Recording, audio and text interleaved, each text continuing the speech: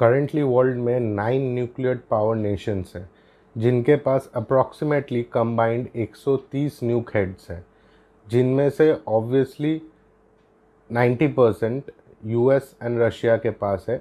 बाकी 10% डिवाइडेड है बाकी 7 नेशंस में, जिसमें से अपना इंडिया भी एक है। रशिया यूक्रेन वॉर के टाइम पे रूमर्स थी कि रशिया एक लो इल्ड न्यूक्लियर वेपन यूज़ कर सकता है यूक्रेन पे, पर वो टच ऐसा कुछ हुआ नहीं।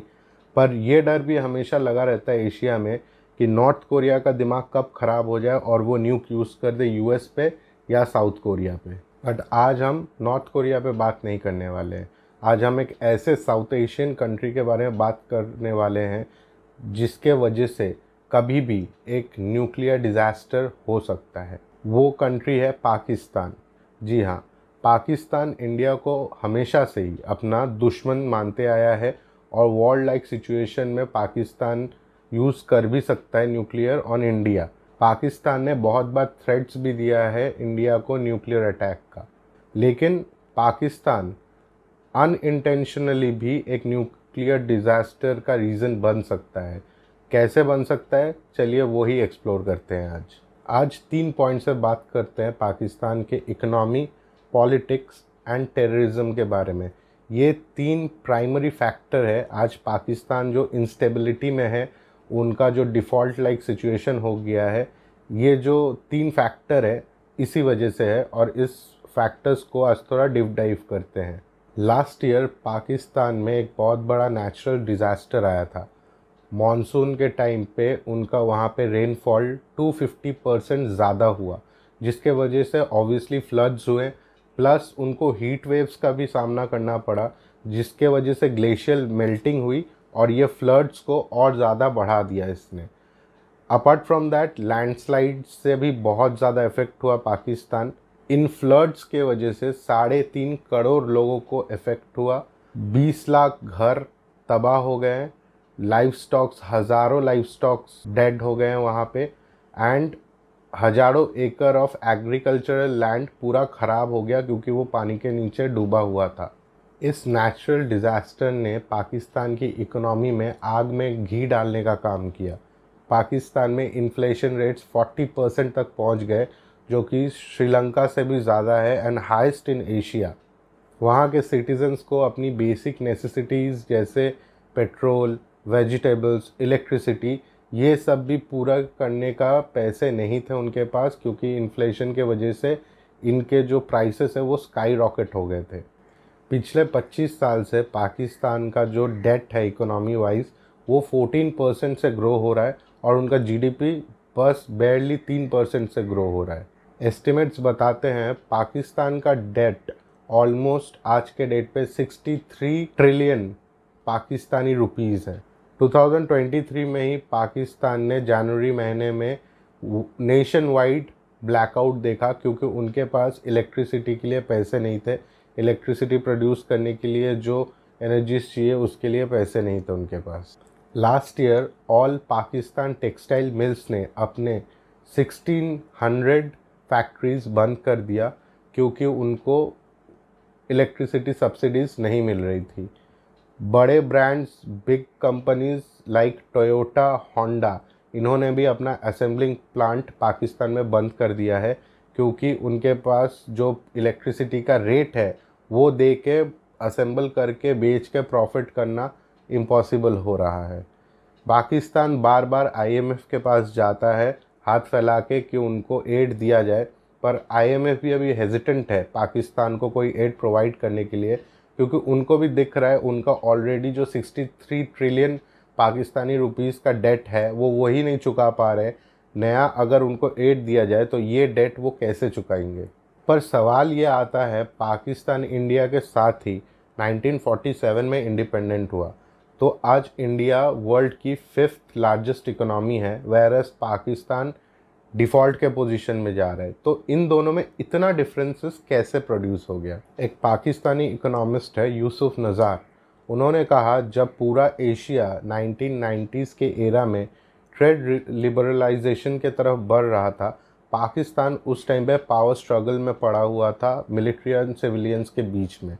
उसके बाद जब पूरा एशिया ट्रेड लिबरलाइजेशन में घुसकर अपना इकोनॉमी और स्ट्रॉन्ग बनाने की कोशिश कर रहा था, वो हार्डवर्क कर रहे थे, पाकिस्तान को फ्री में प्लेटर मिल गया यूएस से, क्योंकि यूएस में उस टाइम पे 9/11 अटैक्स हुए थे 2000 में, और यूएस ने पाकिस्तान को अपना अलाय बनाया था।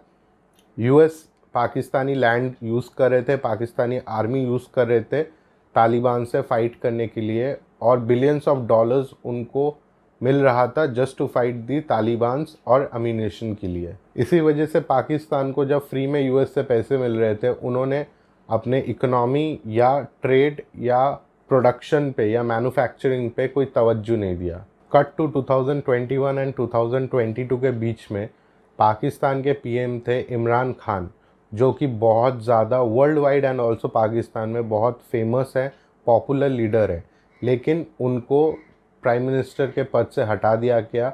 वहाँ पे एक नो कॉन्फिडेंस मोशन रेस किया गया उनके अगेंस्ट में, और वो मोशन हार गए, तो उनको प्राइम मिनिस्टर के पद से हटा दिया गया। उसके बाद इमरान खान अपने जो सपोर्टर्स हैं उनको कॉल आउट किए, उनके साथ रैलीज़ किए, बहुत मीटिंग्स किए, बहुत जगह पीसफुल प्रोटेस्ट भी किए, एंड बहुत सारे कंट्रोवर्शियल स्पीचेस भी दिया।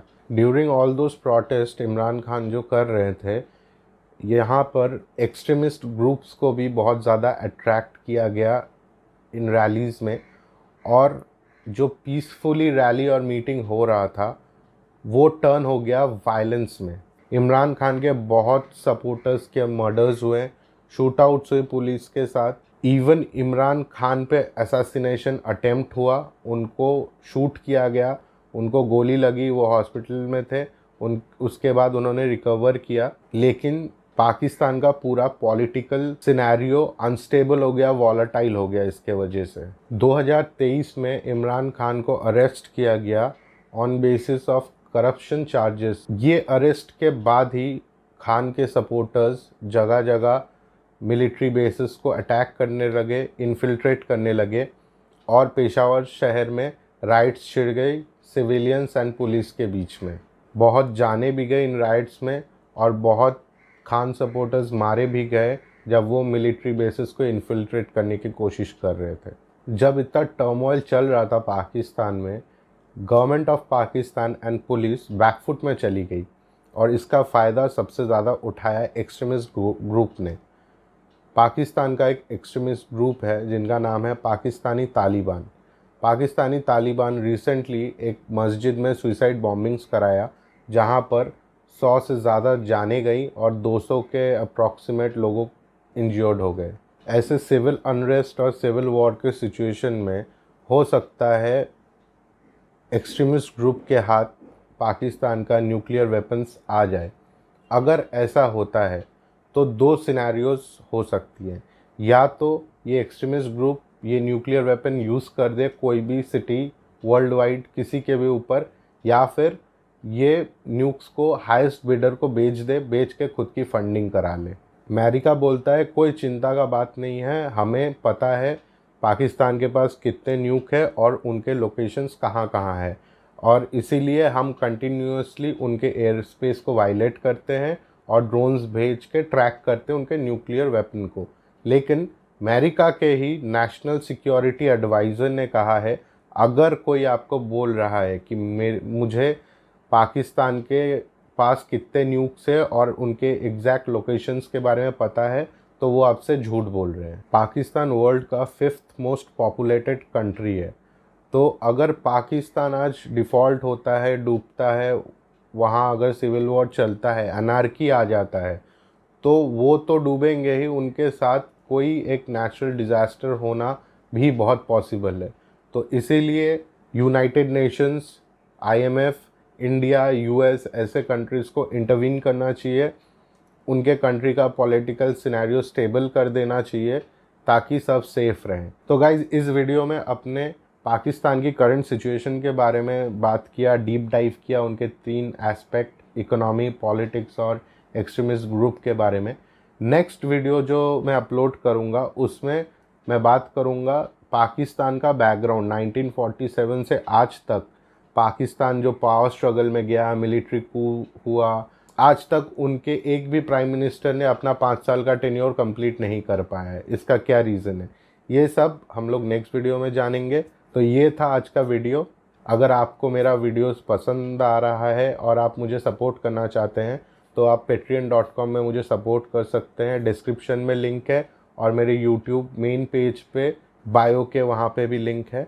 और तो लाइक कर दीजिए, सब्सक्राइब कर दीजिए और बेल नोटिफिकेशन को दबाइए। और अगर आप किसी के साथ मेरा ये वीडियो शेयर करना चाहते हैं तो please go ahead, share it with them.